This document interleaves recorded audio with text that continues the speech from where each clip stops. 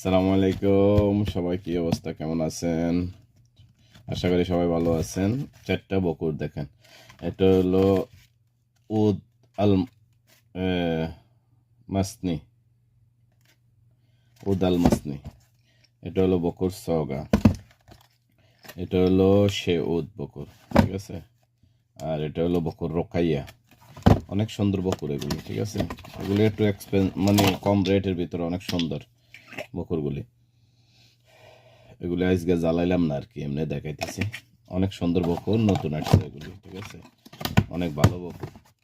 এটা হলো আল মাসনি, অনেক সুন্দর স্পেশাল বকুর, কম রেটের মধ্যে স্পেশাল, মানে প্রাইস কমের ভিতরে ভালো। তো কারো লাগলে আসতে পারেন।